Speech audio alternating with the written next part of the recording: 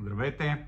Отново сте с Бизнес Мастер клас с Петър Лазаров и днес ще си говорим защо не си постигаме целите.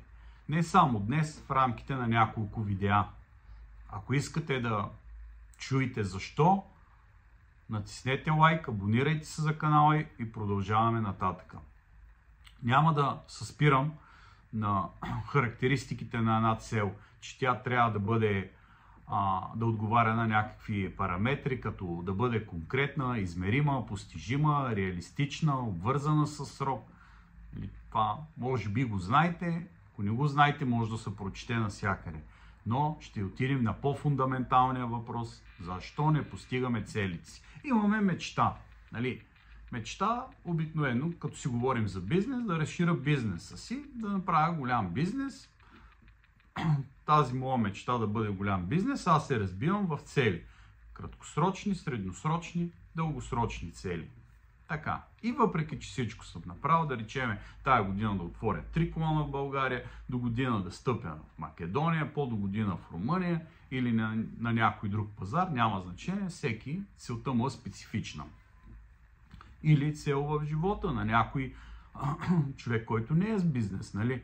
Всеки човек си има някаква цел, да си изучи децата, или да укрепи семейството, или да отиде на 5 екскурзии през годината.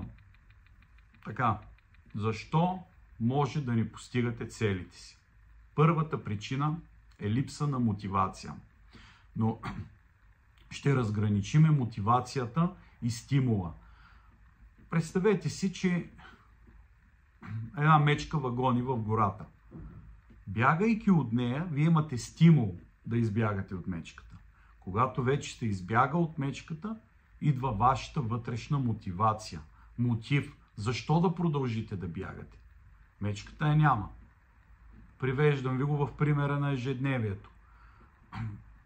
Имаме недостиг на средства, на финансови средства. Трудно плащаме на децата за училище, за спортове, или кредитите трудно си връщаме, не ни стигат парите за почивки. Тогава имаме стимул да избягаме от безпаричието. И бачкаме, натискаме, енергия от сутрин до вечер, нали? В момента, в който избягаме, много хора се предават. Казват, аз съм до тука. А целта, за да я постигнем, трябва да имаме мотивация. Това идва от силния мотив вътре в нас. Защо искам аз тази цел? Защо го искам този международен бизнес да го направя? Примерно. Когато имате силен мотив, най-вероятно ще имате и силна мотивация, ако следвате и останалите неща, за които ще си говорим. Ще разбия темата, защото няма как в едно видео за около 4-5 минути да обхвана цялата, тъй че ще разбия на няколко видеа, на 5, на 6, на 7 видеа, но това е важно, защото много хора си задават въпроса, защо не постигам целите си, защо едни ги постигат, други ги постигат, трети не ги постигат.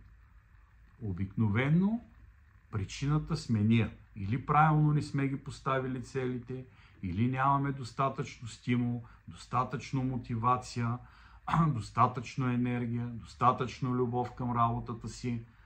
Да не изброявам всички причини, ще ги разгледаме в тема по тема.